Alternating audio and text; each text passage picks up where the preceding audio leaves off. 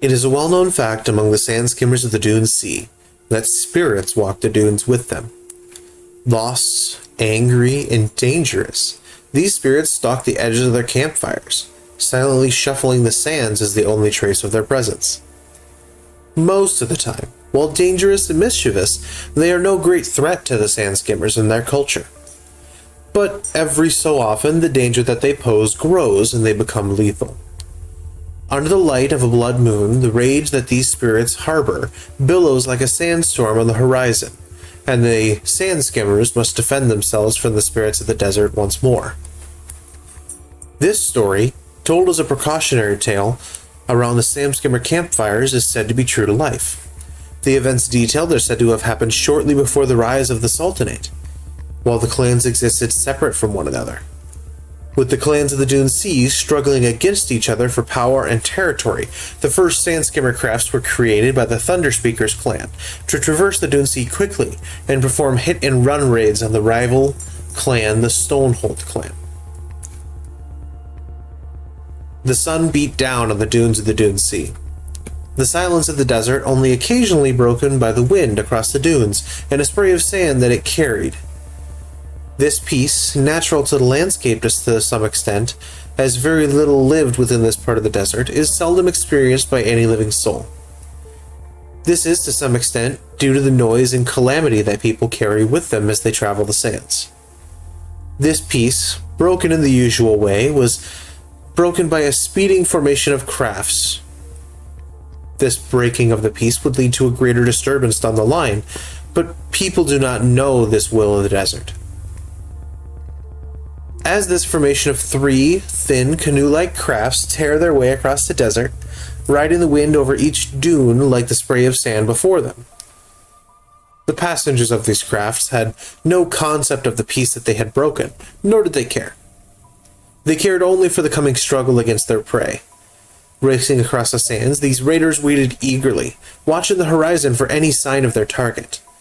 Eventually, the billowing white cloth of a campsite crested a sand dune, and with an almost animalistic ferocity, the raiders closed in. As they reached the outskirts of the camp, the people began rushing around, grabbing weapons to defend their campsite, but the raiders turned their sails of their craft to circle the perimeter of the settlement. And with a handful of cloaked raiders leaping from their floating craft, blades drawn, they leapt into battle with their targets. The battle was short. At the end of it all, the camp had been wiped out. The men, women, and children of the merchant caravan slaughtered. They were simply not fighters. Their bodies were scattered across the dunes in pools of their own crimson, in a vicious display of the raiders' power. Among them, raider corpses littered the dunes where they too had fallen in the conflict, their surviving kin leaving their corpses into the sands, as burying them would serve little to no purpose.